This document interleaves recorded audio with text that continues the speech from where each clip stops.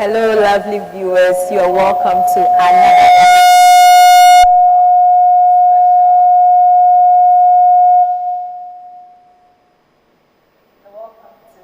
edition of Special Focus.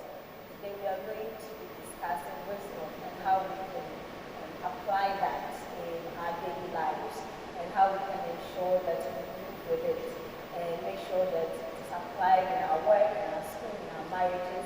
So we have panelists here who are going to be sharing some insights and thoughts and some practical examples of what it means to apply wisdom in your daily life. My name is Tanya, and thank you for sticking with us.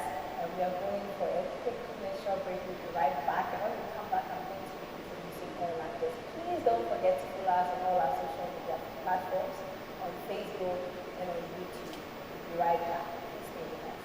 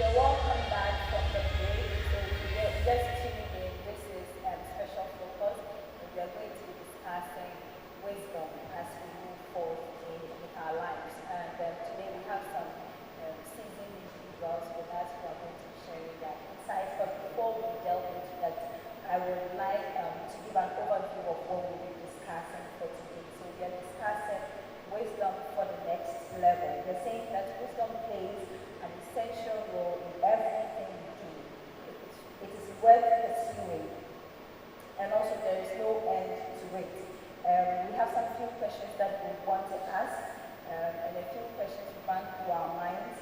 We want to know what the scripture says when it comes to wisdom, and we want to know what wisdom is as we move on with our daily lives. And this is going to help us understand the essence of wisdom in building and establishment. So today our objectives are to understand what wisdom is, to navigate the pathway of wisdom in everyday life, and also identify some keys to accessing supernatural wisdom.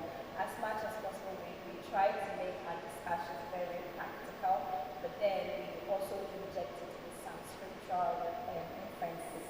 So if you have any questions, you can drop them on our Facebook, and then also on YouTube. We'll pick them up and then we'll ask our panelists here. So I would like to introduce my panelists in no particular order, of course. So the first gentleman is a legal practitioner with corporate and commercial law at the heart of his practice, with a broad understanding of corporate governance and regulatory compliance. He provides legal services to a wide range of local and international corporations. He also has a considerable experience in government relations and business development. He's a believer in God and also builds a strong conviction in the role of professionals in the advancement of God's kingdom. As a young person, he strives to be a leading light in matters concerning the youth in the church and the professional community. I'd like to introduce our first panelist, Mr. Emmanuel Owusu. You're welcome. Okay, moving on, we have one other panelist, very special person. He's a graduate of the Kwame Nkrumah University of Science and Technology, where he served as a student and a Christian leader. He is a businessman and he's currently pursuing a master's degree in counseling. I have started initiating some discussions with him and I'm going to continue after we are off air. And also, he's very fueled and has passion for the work of God, so we would like to also introduce Mr. Eric Rich. You're welcome. Thank you so much.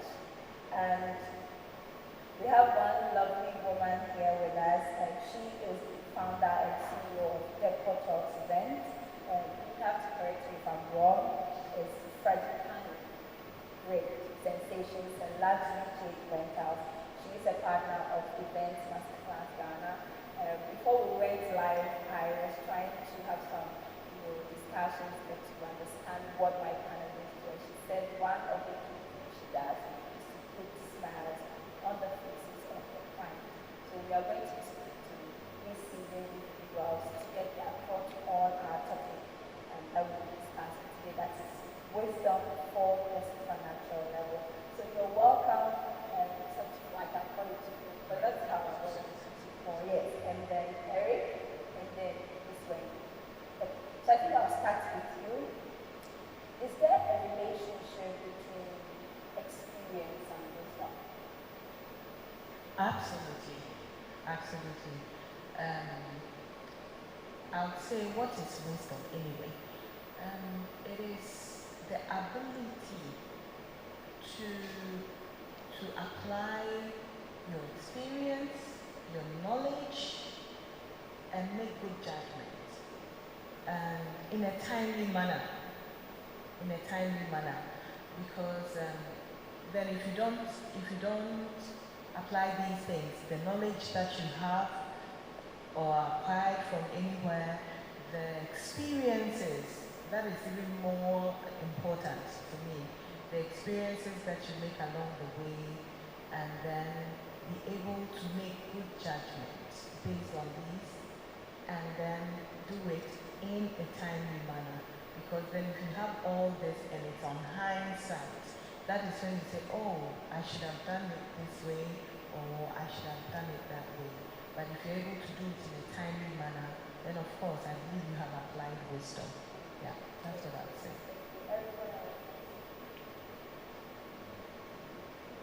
Good experience. When it comes to experience, it's just things that you learn by the way, as you know, the things that happen to you in the things that occur.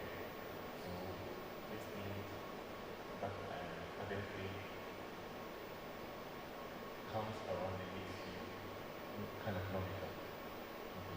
So all these things that you can now are applying them later, and you grow or you become wise. Okay. So for example, a man takes a smoke, or a cigarette, the box, and then he reads. This is comfort. This is comfort to your heart. Okay. He reads it. Okay.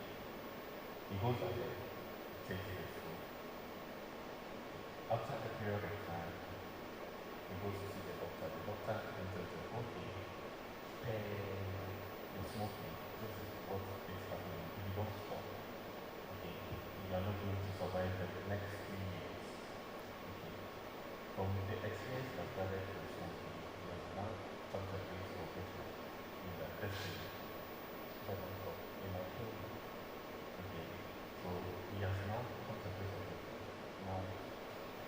he has to apply. Whether he applies or not, that's up to him.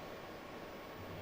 If he applies what he has told or learned from the experience of smoking, okay, by heeding to the doctor's advice, he will live.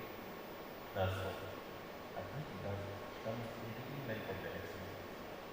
So he makes a wrong choice. He goes like, he's going to die. So experience eventually will lead you to gather whatever you have to end up becoming wise. But if through your experiences you don't learn anything from what has happened to you, then you're not going wise. Thank you. Really have to say, there is a relationship between experience and wisdom. All right, thank you for having me this evening.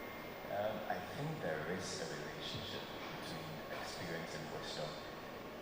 Experience helps you to understand life better, and I believe that wisdom answers the questions of how, when, and what. So, for example, if I am talking or I want to say something to somebody, whatever I say, the quality of whatever I say will be judged by some of these things. What I say, and number two, how I say it, and number three, when I am saying whatever I am saying. Because if it's the right, even if it's the right thing I'm saying, it may be the wrong time. So the timing is very important, and what I am saying will also be judged by how I say it.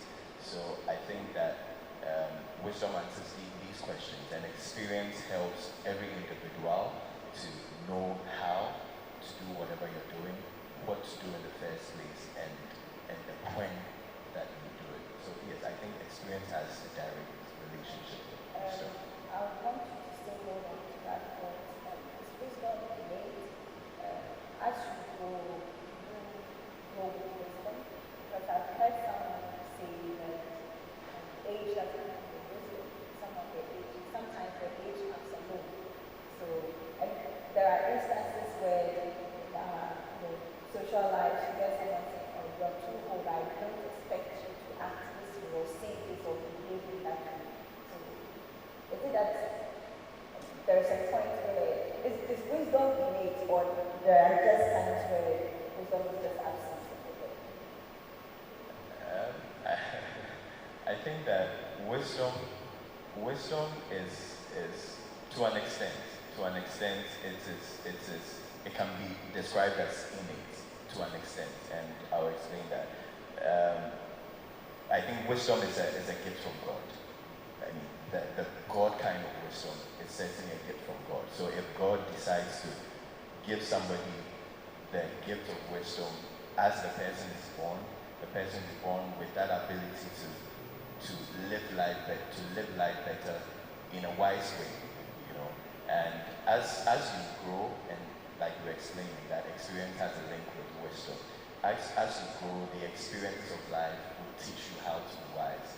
And I agree with you that sometimes age can be just a number. And although you can acquire wisdom with age, you can also acquire folly with age, you know. So it is not always the case. But I think that if you want to be wise, it's always good to be fair to the older generation, because they may not know everything, but even by reason of their age, they would have gathered some nuggets that would help you as a young person in your walk in life.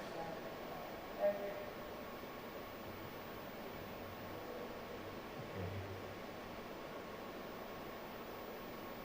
As my brother was saying, okay, it's not innate. Okay, in a sense that you're not all born with it. Okay, but it's a gift which you acquire along the line.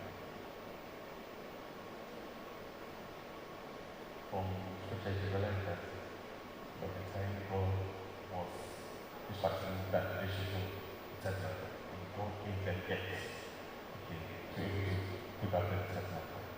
So you realize it says that, and gave them special abilities and gave them special wisdom, okay, to be able to do that or construct the tabernacle. Along the way, you realize even with Solomon, you see, and God gave him wisdom, okay, in concerning Jesus Christ, it says that he grew in wisdom and in stature. Okay, so it's not in it as a born when God releases to you, okay, as you go along the line. And as you said, with the old, with the elderly ones, they have more experience, they have lived long, so they go through things with the younger ones are having. So they have gathered a lot of experiences, which at the end of the day should make them wise. Okay, so you can then go and then tap into that experiences so that you can also become very wise. Thank you. Okay, so the first thing that I'd like to say is that he said that it should make them wise, because we need to be clear that foolish people also grow old. So it is not always the case that once the person is older, then they are wise. The thing is that the key thing is how your experiences have affected you. So as for the experiences of life, we all go through it. Every one of us goes through some kind of experience on a daily basis. So as you're growing, how has that experience affected you positively or negatively? You know, because if you're smoking throughout your life and then at a certain age you're told that your kidneys are gone, your liver is gone, this and that, I mean, there's no sense in me coming to you to ask you any better, because the fact is that you knew, but you did not apply that knowledge for you to be wise, to be able to give me any better advice. In that case, maybe you were not able to get over your certain habits, because habits also come in. You know the right thing to do, but are you doing it? So, you know what I mean? Like, you cannot just say that it is innate. You have to be willing on a day-to-day basis to make choices that would make you wise. Even if you negate the biblical aspect from it, as a human being, we have common sense. So where does common sense come in? If you are applying common sense, in most cases, you would be seen to be wise. Because common sense, well, they say it's not common, but it's supposed to be common. You will not walk into fire.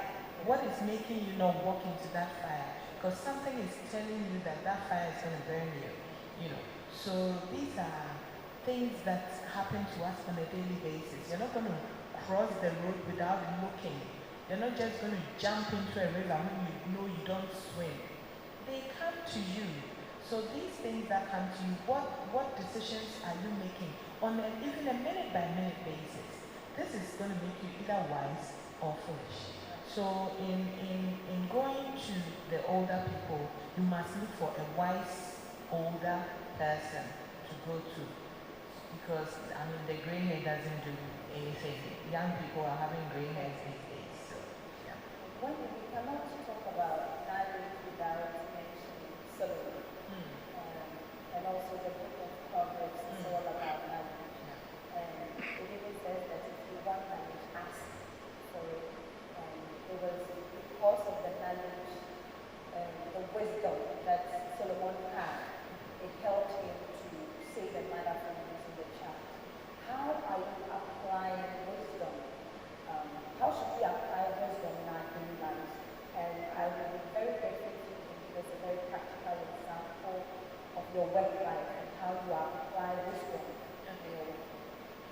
Yeah, so there's the wisdom that comes from above. As we know, you ask God and He will actually give it to you.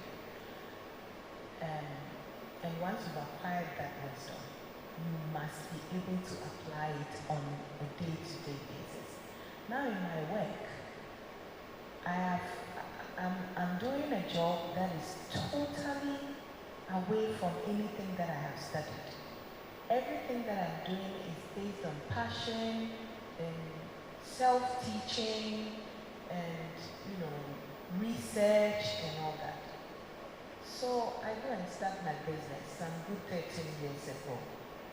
And I'm also excited because, like I said to you, we were having this conversation earlier, that it's all just making people happy and then I, I'm coming from a legal background. So I found myself in a situation where I was doing stuff without actually drawing up a contract. And you're dealing with human beings who can say one thing today and mean the other. So I realized that, no, wait a minute. It is very foolish that you are sitting here, you say you have a master's degree in law, a first degree in law, and you do not even have a contract. That is me not applying wisdom because I have the knowledge. Why am I dealing with people on what they have told me and then I'm getting myself caught up in issues? So obviously I have to retract and go back and draw up a contract. And guess what? Every time I have an event and I have a hitch, I go back to my contract and I change things in my contract because my contract must protect me first. And then, of course, it must also protect you. Because, for example, if I did a setup for you and it rained, that's a natural occurrence. There's nothing I can do about it. So you cannot blame me for something that did not happen because it rained. So that was me going back and knowing that, yeah, I mean, you're doing events, but your legal thing has to come in here to protect you. So now, over the years, I keep going back to my contract and amending it and amending, and it's ongoing because every time there's something new that comes up that you've not met before. So I'm like, I need to go back and fix this. So with time, my contract has become airtight, So that is, yeah. Yeah, very, very tight. Right. Very tight. To protect me and to protect the client. Of course, I look at the clients too. There's so many instances. Maybe someone's paid you for an event and then they cancel at the last minute. What is my contract saying? That if you cancel maybe 2 weeks to your event, you lose all payments. In fact, you should be paying me more money because I have my money is my date. So if I booked a date and locked it down for you and you released it last minute, I'm even supposed to collect whatever balance I have from you. However, you have to have a human face and put that human face on to ask yourself questions. So why are they canceling the event? Maybe there's a bereavement, and so what can we do in this case? Okay, we may not be able to refund the money, but at a future date, you can have it. You can have that event. And, so we do things in a way to make you comfortable and to make us comfortable. Because, see, COVID, there were lots of bookings. And then COVID came. And then people could not travel into town to have their events. So what's going to happen? The money has been long spent. The money is not sitting there. So what do? Vendors are not willing to refund because again, the money is simply not there. So what do? You have to find a way of maybe you're able to give them some of it. You cannot give them everything, or they can do it at a later date, or maybe they have another event. It could be a different event altogether that you could still hold that money and use it to do. So that's just how it is. This is what I do. Normally, we are mostly interested in the money. Okay, so when the customer comes in, there's do business and the end client.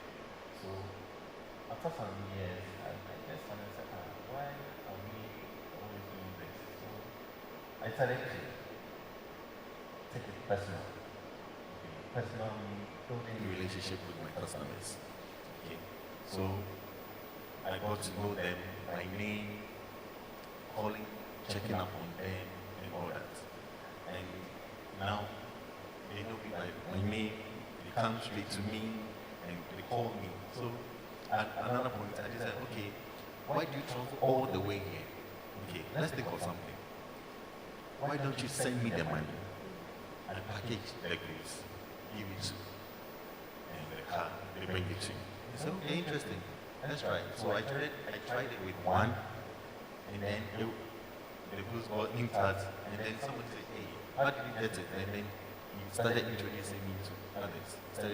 So at the end of the day, I got so many clients that personally I do not know.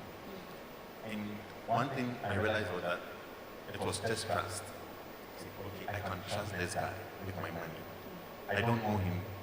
I haven't seen his face. But I know if I send this money, my goods will come. Okay. And has brought me a lot of network of a lot of customers. Personally, I do not know. So one time my wife told me, why don't you take it up upon yourself and then visit them? So I took it also upon myself and I go to them and I visit them. Okay. So I have a very good relationship with them. Okay. And it's building my business. Yeah. And it's building my network. Yeah. Okay. And through this, I'm not just getting clients. I'm getting gifts too. I'm getting family outside. Okay. So there are so many places I could go now and I will not be stranded because of the relationship I've built through the business. And I'm really grateful to God for the wisdom that I received to do this. Yeah. Yeah. Wisdom. 2-4. So I think you mentioned the case of Solomon, right? And Solomon needed to solve a problem, Yeah. and the wisdom God gave him allowed him or enabled him to solve that problem.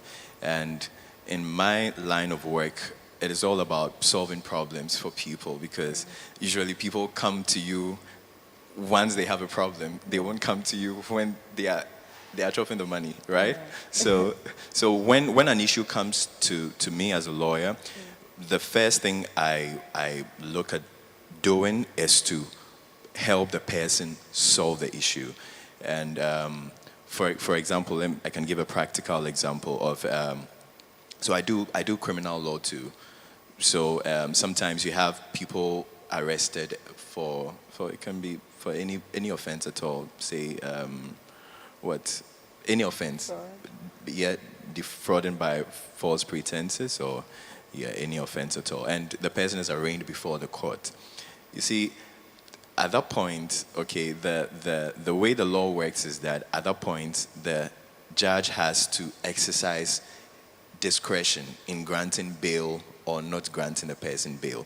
So wisdom will teach you that that is not the point to be arguing legal matters, or that is not the point to be trying to antagonize anybody. That is a point to put your hands behind you, tell your client to dress well and put on a tie, and appear as a good person, and try and appeal to the emotions and to the emotions of the judge, because he has to exercise a certain discretion. And if you want that discretion to go in your favor, you have to approach it in a certain way. Yeah. So I was in court one time about 2 years ago, and a person who was senior to me just got up. It was also a bail application. We were both there for different cases. And my lord, the 1992 Constitution says this and says that and says that and says that and says that. And he did a whole speech of about 30 minutes.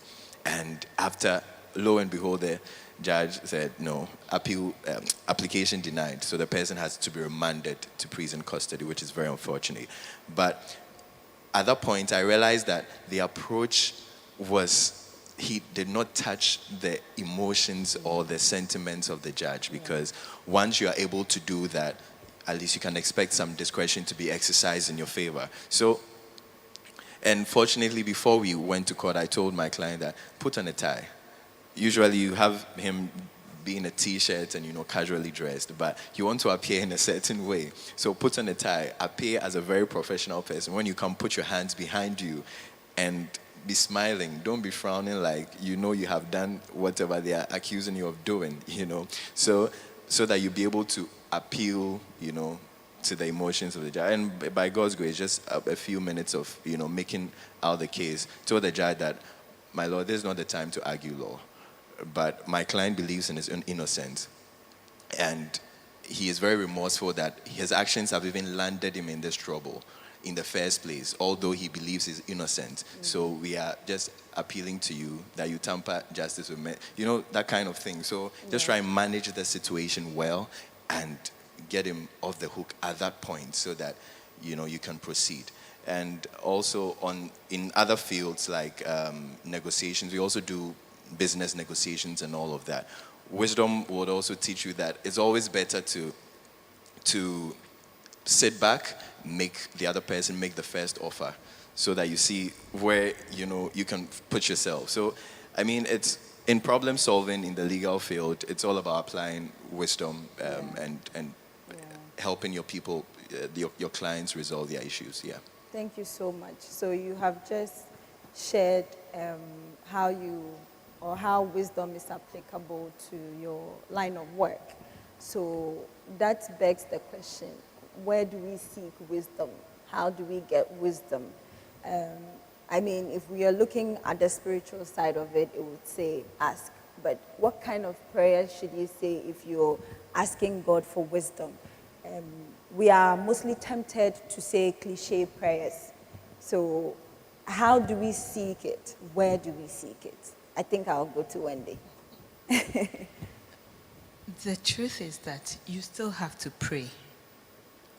You see, because again, like I said to you earlier, in my line of business, there's no second chance. This is somebody's one time, they are celebrating their 50th, and that is it. So you do not have a second chance to fix anything. So you have to pray. As for that one, it's as cliche as it might sound. You will have to pray for things to happen right. For sometimes we pray for the weather to hold, because somebody has paid so much money, they have such high expectations. In as much as if it rains, it's not really your fault. You all feel sad and you don't want a situation like that. So you still have to pray for the wisdom. Sometimes you're dealing with very difficult clients and you just have to find a way. I don't know, but I always find a way. I was dealing with one client that, this is like 2 years ago. In my 13 years of doing this, I have never been that stressed. And it was not even a wedding. It was her mom's 60th birthday or something like that. And you're dealing with a client who doesn't even know what she wants. That is crazy, because if somebody comes to you and they know what they want, it's so easy. They think they know what they want. They send you pictures. You do the exact thing and show it to them. And they were not here. She was in England. You do the same thing. You send her a photo and she doesn't like it. This was the one time my blood pressure actually went up. And I was like, oh God, please. I just want to refund this girl's money to her because I can't do this anymore. And so I had to talk to somebody. And that's also a way of, acquiring that wisdom. So I had to talk to somebody. And she was like, something, you will get through this. Take it as a challenge. Take it as a challenge. I'm like, but she's acting like I've never done this job before. Like she cannot be confident. Why did she come to me? I was all over the place. So I tried to manage the situation. At a point, I told her that everything she said, I was like, okay. I was just okaying it because I realized she simply didn't know what she wanted. To the point that I was about to be on a flight out of the country, and she sent, because I knew I was going to travel, I wanted to finish everything with her and go. And then when I come back, it was her event. At the time of me sitting in the aircraft, she's like, oh, can you show me something else? Like, I don't like this one anymore. And I had to be blunt and tell her that, something, I'm going out of the country, I'm going for a training. Whilst I was in that training, it was that bad. But how do you deal with these kind of clients? my human self will just tell me that, you know something, Yeah. it's enough. Yeah. Just come for your money and find somebody else. I'm not your vendor. I cannot do your event. But wisdom will tell you that, okay, if you do this, she's going to tell everybody she knows Yes. that no, don't go to this woman. She can't do it. And she's not going to tell them what has led to me Yeah. being so stressed out. So wisdom will tell you that try and manage it. It's not the end of the world. You will get through it. The event will. I mean, my one of my girls always used to say to me that, you know, when we finish this event and we have not died, it means that we can go on. I mean, when we get to that point, you know. So yes, eventually, after speaking with my friend and she trying to calm me and everything, we came to a plan that, okay, whatever she says, just say okay. Just keep okaying it. Don't do anything because you've done so much Yeah. that she's not, I mean, I don't do that many mock setups for a client. Maximum is 2 and we are done and they're happy. I've done already like 10 and you still can't, you don't know what you want. Obviously, you're one of those clients who don't know what they want. So with all the ideas you've given me, I know what I'm going to give you. And come see the day. She was telling the whole world how she was happy, how I got it just right. I'm like, you know. So it's hard, but you will have to pray. As for the prayer, you will have to pray because if you don't pray for God to guide you, that's where yourself comes in and you would react in a way that would not help your business in future. Because you must know that every client you work with, and all the guests there, that's like free advertisement for you, for so many people to see your work, and at least if even 1% of all that number of people there come back to you, because we really rely on return clients, we rely on referrals, so you have to really have a way of dealing with them. And trust me, if you are not wise, you cannot deal with that kind of pressure. So If you prayer are not comes in, wise, yeah. you cannot deal with that kind of pressure.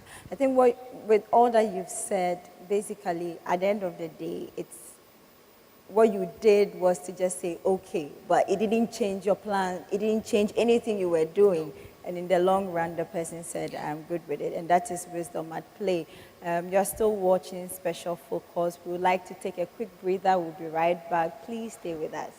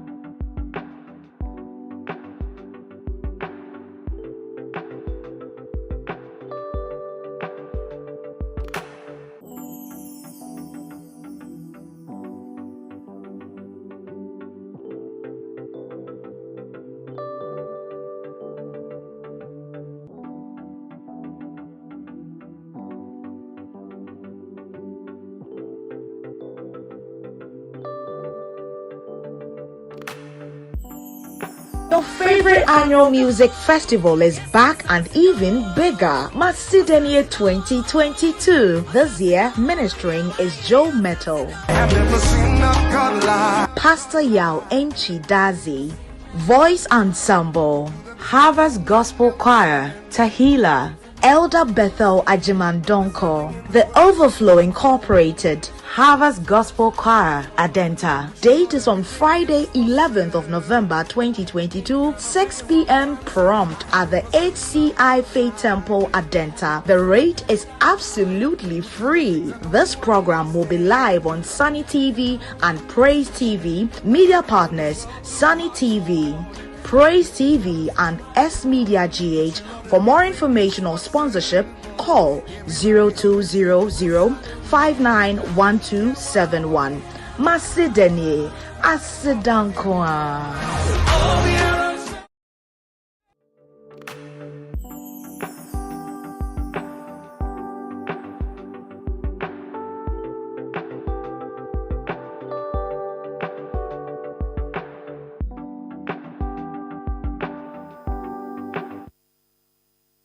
You are still watching Special Focus live on Facebook and YouTube. Please don't forget to subscribe to our YouTube channel and follow us across all our social media platforms.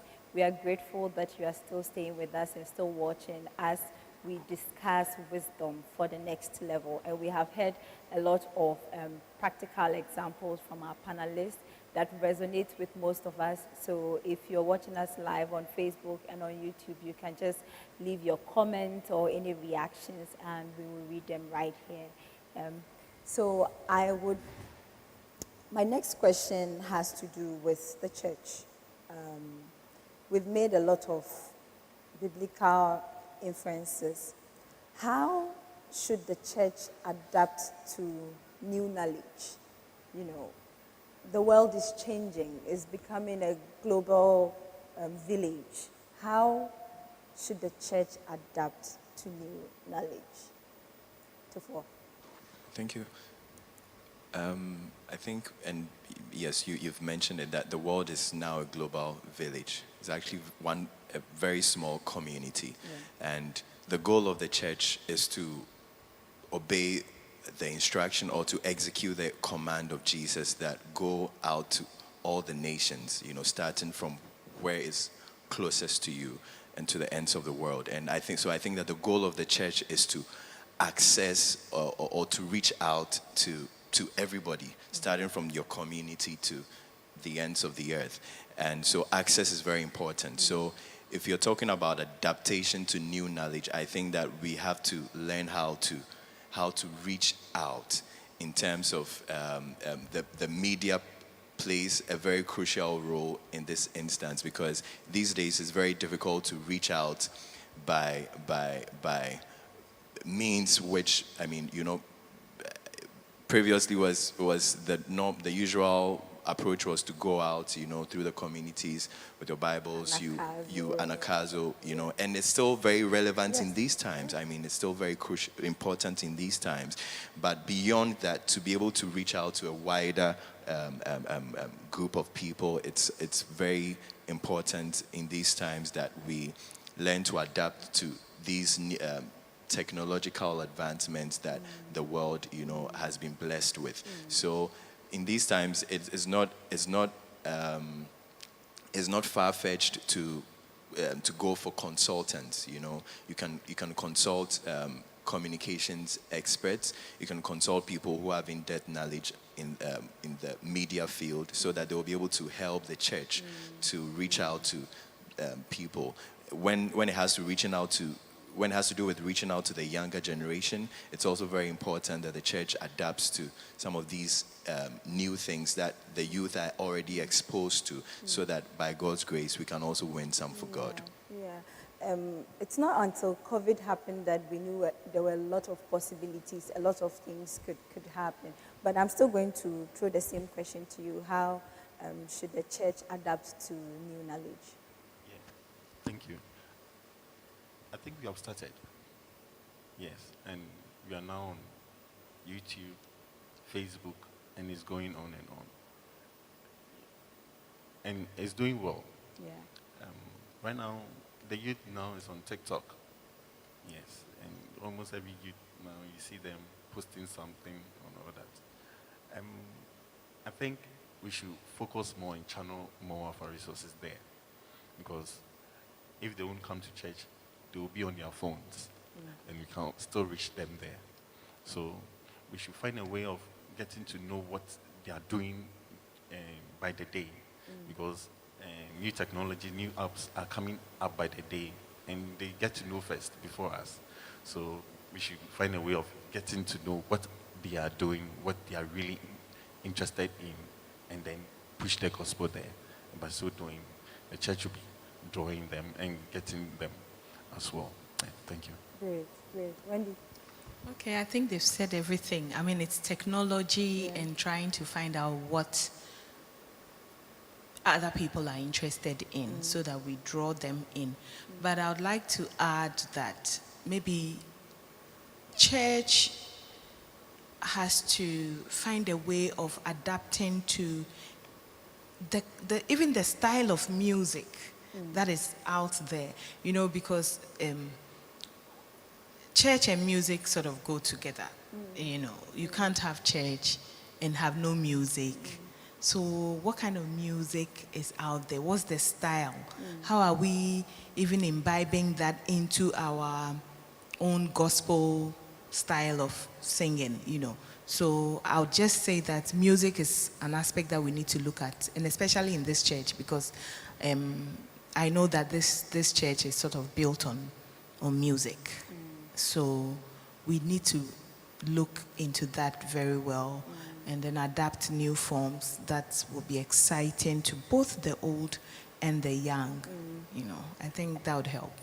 Still holding on to that thought, there are instances where you realize that the church is very entrenched and they are not amenable or don't want to accept new knowledge. Sometimes they have their own ideologies about, some of the socials that we have mentioned.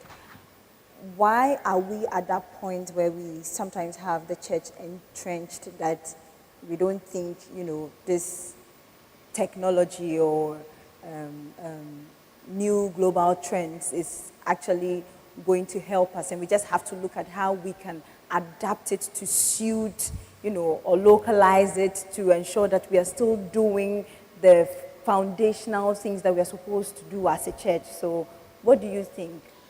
I think that the most important thing is to bring in a new breed to add to the leadership. If you go into the Orthodox churches, they are coming from a certain school of thought and they do things a certain way, and this is how it has been done for hundreds of years. So this is how it is. We are not saying that we should go away from the Bible, because the Bible is, you're not changing anything in the Bible, but ways of attracting more people. Like he said earlier, the core thing here, or the greatest commission, the great commission is that go into the world and make disciples. So how are we going to go and make those disciples? So what means are we going to use? If the world is moving on to a certain way and we are stuck in our ways because this is how it is done, who made it so? How did it become how it is done? A certain group of people sat down maybe 100 years ago, 50 years ago, and decided that this is how it had to be done. If you go into the Catholic Church today, you would not think that you are in a Catholic church. Because now they are doing the praise and worship, they're doing everything. Some of them are speaking in tongues.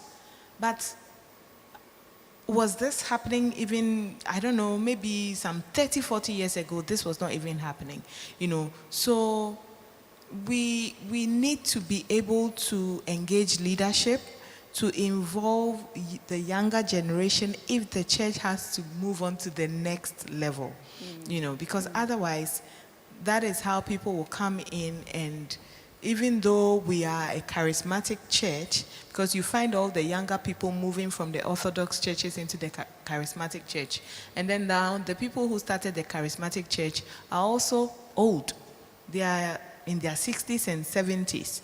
So they also have their way that it has been like this all these years. So now the next generation, what are they bringing? What is the content that they are bringing on board? And that is the YouTube, the Instagram, the TikTok, the Facebook, all those things, and they are very savvy with those things. So why don't we get them in so that they are able to also capture that generation? So as for the entrenchment, it is there. You cannot help it, because the people who are there, that is what they know. And if that is what you know, change is difficult. It's not easy to change, but it's an issue of doing it for them to see that, if we do it this way, it actually works. Why would they not buy into it if it's bringing in the results? I think the work will speak for itself. You're right. Yeah? There are different levels to adopting to change. There are those who just are the early adopters, and with the kind of people you're talking about, they are the laggards. They just want to see it happen before they also buy into it. Eric, what do you have to say? Why does the church naturally hesitate to embrace change as a result of new knowledge? Okay, basically, as my dear sister said, they said change. And another thing is fear. Okay, so sometimes there's the fear of abuse. So let's take, for instance, some time ago, not to, let me be careful how I say this. It got a time when we started using phones on our, Bibles on our phones. Right. Okay, it became a big issue. Some pastors even talked about that it's not right and all that. But we realized that gradually it has been accepted. Yeah. Yes. Okay. And the fear was maybe it will distract us. We'll be doing something else. We'll be receiving phone calls and all that. And I think with the proper education and all that, I think it could be solved. And these new technologies can be used. And basically, the fear will also go, and then we'll open up and then accept some of these things. Actually, they are really useful, and they're actually really blessing us. Normally, you need about 4 Bibles or 5 Bibles or more than that, different translations to study. But now, on a click on, you just have all of them. You Yeah. can compare, contrast, and all that. Yeah. So I think we should look at the fear factor and then find ways of dealing with it, Right. so that we can open up, Right. so that the church can make more impact. Right. Yeah, thank you. Finding the fear factor and finding ways of dealing with it before. Yes, I think it's not out of the ordinary that we have some of these entrenched positions. And like they've already explained, change is difficult, adaptation is difficult, you know.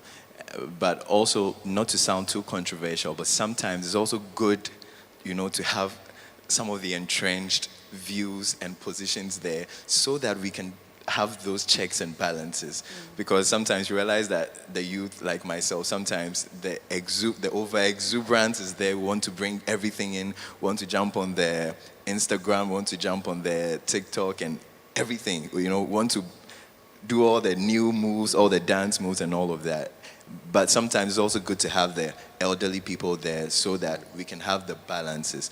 And also when we are advocating for these new dimensions or approach and all of that, I think that we have to be patient, because it's not like we've already established, change is not easy. So you have to be patient, and like they've said, take the first step, be proactive.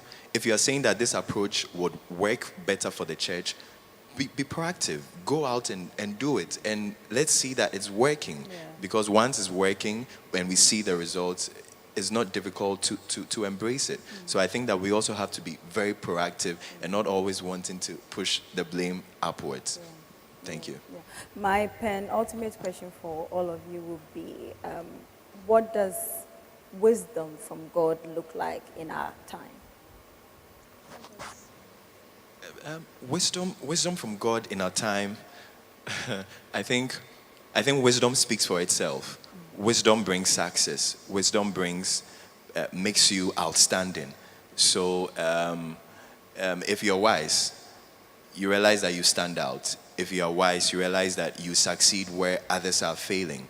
Where others find no way through, you will be the problem solver, you know, the solution to every problem that comes. So I think that the fruits of wisdom is the success that comes with it, is the blessings of God that comes with it. And the Bible says that all the treasures of knowledge and wisdom are hid in Christ Jesus. So I think that the demonstration of wisdom is that relationship, you know, intimacy you have with God. And that's one way that we can know that you are wise. If you think you are wise and you don't have a relationship with God, it's no wisdom at all. Right. Eric? Okay. What does the wisdom of God look like? Yeah. Okay. It will reflect.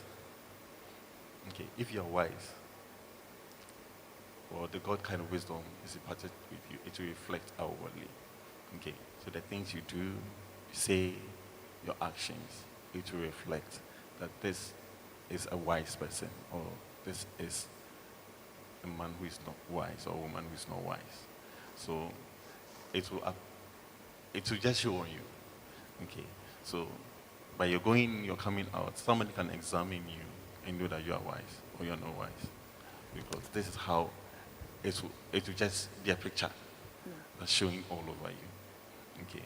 So for instance, if God has granted you wisdom, okay, so in every situation or concern an area you are called upon, okay, you can give answers or solutions to that problem.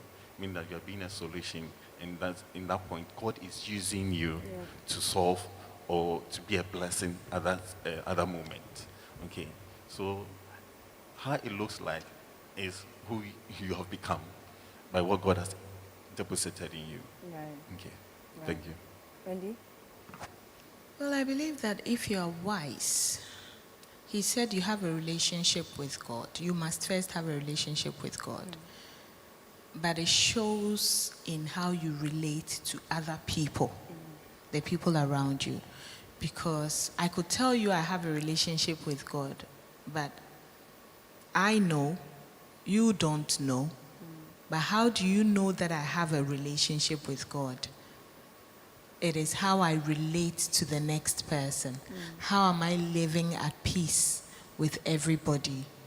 How am I able to solve issues that come my way so that everybody is at peace, like Solomon did? And so the child did not die. How did he get that wisdom to do that? So those are the things that you must, call upon. And if you are able to have all that for everybody to see that, this person is a wise person, the decisions that they make, it's wisdom. Even in these times, in these very, very hard times. Okay, so every day, the prices of things are going up. What do you do as a wise person? It doesn't mean you have money to go and buy everything, but you can even pick up a phone and call somebody.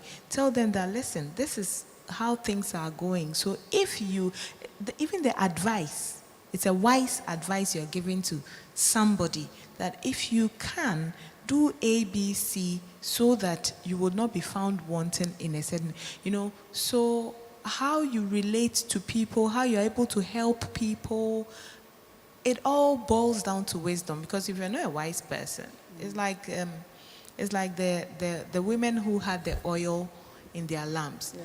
Those who took the extra oil were the wise women. Why did they take extra oil? Because they envisaged that there was a possibility. They looked beyond. There was a possibility that they could run out. But then you had those who did not have. They still had oil, but they did not have extra. So how your decision making, it all boils down to wisdom. And I believe that is the wisdom from God, because that is what sets you apart from the next person. Yeah. I would want to add on to what you just said, and also as a form of question. You just said it. We are not in normal times. We are in very challenging times. So what are individuals, business owners supposed to do to stay relevant? My church, Harvest Chapel Pokwase, leadership have sat together and they have realized that, things are very difficult. There are price spikes of items. So they are saying that there are some financial experts. So they have pulled together a team of financial experts to speak to people in the church, about how to make some wise decisions, how to ensure that they don't lose their capital, etc. So in these challenging times, as individuals in the church, as people out there, what are we supposed to do to still stay relevant? What are we supposed to do to still have our jobs and continue with our jobs? Because if, let's say somebody has a business and is affected, it might affect staff. He will lay them off. So what are some of the things we can do? I know it's a very vague question, but you can actually streamline it, or you can give a general response to that. It's really tough. I mean, in my line of business now, before you even issue out an invoice to a client, you have to call all the vendors to find out what the current price is. Because, and if I give you the invoice, I'm like, this is the price now. I don't know what it's going to be tomorrow, because everybody is pegging everything against the dollar. And rightly so, because, I mean, if they're going to buy all these logistics and, I mean, bring it and maybe buy a chair for $80 and they were renting it for, let's say, 15 cedis. What is 15 cedis now? That's like $1. Not to talk of the shipment and the duty. So immediately it's going to go up, But this is, in my line of business, this is where the clients also need to compromise. For me, it's always an issue of compromise.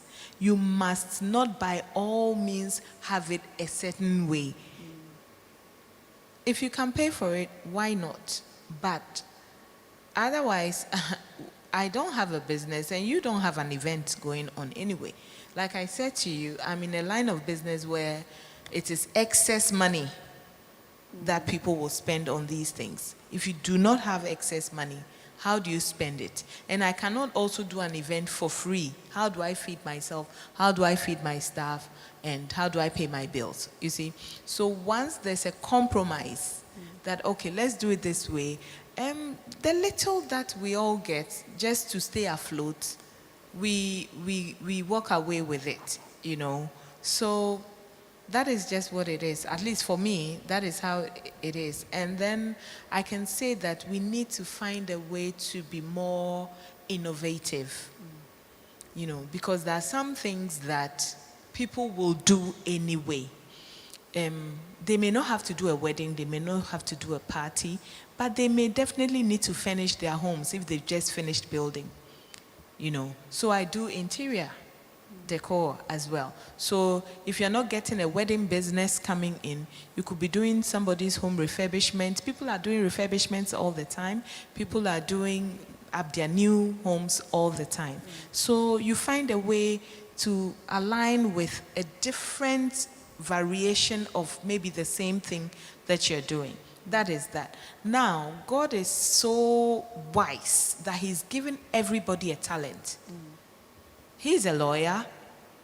That may not even be his talent. Maybe he has a talent in something else. So if it's difficult here, look within yourself. And I remember during COVID times, I was cooking for people. And people were like, do you cook? Do you cook? I'm like, no, I'm not a caterer. I can just cook, but I'm not a caterer. And I say this all the time because, when it's a business, you get paid and you have to wake up to do it whether you like it or not. I want to cook when I want to cook. So I don't want to make a business out of it. Because then if I don't feel like it, then I have to enjoy what I'm doing. Like the decor that I do, I enjoy doing it. You wake me up at any time, I'll get up and go and do it. So these are hard times. Beyond what you do as a profession, what else can you do? And that is where I believe that God has endowed every one of us with, some of us maybe 7 talents, 8 talents. Some people will have 2, some people will have 3, but definitely there's something there. And if you look within yourself, you will find it, and you may find out that this time is when you can make the most money, So that is what I can say. Yeah, thank you so much. Eric? Personally, something I do, I keep updating my customers of what is going on. Okay. Pricing. I have 2 groups. The end consumers and then the retailers. So with the retailers, I update them on prices and how things are going up or down. And I think by doing that, they keep also coming to me all the time to know what's happening. And with the end consumers, I tell them that stock. When it started, I spoke to some of them, they were reluctant and all that. But some took the advantage and then they stopped. So when the price went up, they were not affected. But now some are also crying now Yeah. because they thought, oh, it will change. And still, some are saying it will change. I'm buying now, I'm waiting. Okay, we are all hoping and praying for a miracle. Yeah. Though. But the thing is, and I realize that it's making me very relevant because I keep getting calls by the day. Okay, and business is still going for me. Okay, by the grace of God, things are moving because by taking time off, calling them, letting them know what is happening, okay, with the market, okay, I think they appreciate it by also doing business also with me. So this also helping me to remain relevant in my field. That's really great. So far. Personally, it's not getting any easier for anybody, and particularly in our field. And I'm sure my co-panelists will agree with me. Also, in their fields, everywhere is getting choked. Every market is getting choked. There are a lot of event organizers now. When it comes to the legal field, we don't know how many lawyers will be called to the bar this year, and they're all coming. Yeah. The market is not really expanding to accommodate all these people, so it's tough. It's tough. But as the Bible says,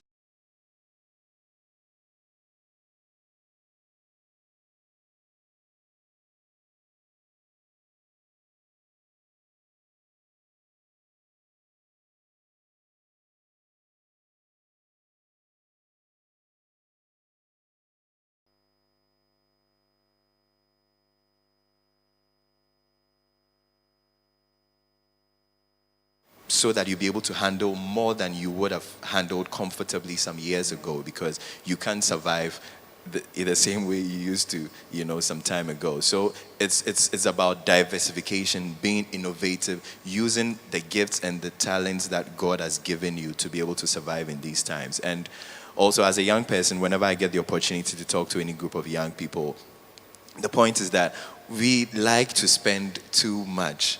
We spend more than we actually can afford, And in these times, you have to, if you had to be thrifty in any time, there's a time. You can survive with 2 shoes. You don't need all the flashy things to survive in these times. So I think that we have to be very conscious of the times that we are living in and know how to manage our resources so that we will not be found wanting. Thank you so much. We have to be conscious in the time that we live in. This is still Special Focus, and I have been blessed. I hope that you have also been blessed. We've heard a lot, and it's been very insightful. One of the key things that my key takeaway is that you have to be innovative as things are getting harder and harder. As a believer, whoever you are, you have to learn to be innovative, and also you should seek the face of God. Wisdom comes from God. So let's be praying every now and then. I'm so grateful to you two, very grateful, Eric, very grateful, Wendy, for, zooming or giving us a picture of what you do. Aside, sharing your knowledge and experiences, you've also given us a look and feel of what you do. So this resonates with everyone out there. And we know that, it's not all rosy. There are challenging times, but at the end of the day, it is what you do to come out of it. What are some of the innovative ideas that you come up with to ensure that you still stay afloat? So thank you so much for sharing your ideas with us. We are saying that wisdom is knowledge applied. So I have been blessed, and I hope you have also been blessed. Before we wrap up, I actually want to apologize to all our viewers. We had a technical hitch, so it delayed our start time, but we are very, very grateful that you stuck with us and you listened in. And like I said, and I'll continue to re-echo, I hope that you've been blessed. We are very, very grateful. We want to thank the leadership of Harvest Chapel. We want to thank Reverend Fitzgerald Odonko and all who have supported to make this program a reality. We know that at the end of the day, we are speaking to everyone out there, and we are saying that in as much as we have issues or we have trials and temptations and all the problems that, comes as far as, living in this world is concerned, we still seek and we still know that there is refuge in God, and God is alive. So We are very, very thankful to all our social media fans, and we are very, very grateful for sticking and staying with us. Please do subscribe to all our social media platforms. I would also want to thank my technical crew. They've done magic. It's not easy, trying to handle this equipment. Sometimes it just bails on you, but they have managed to actually bring us back. So we are very, very grateful to all the technical people. They are the unseen individuals and they are the unsung heroes. So we are grateful. Thank you so much. My name is Hannah Tinyep Mobia. I'll see you next time. Enjoy your evening.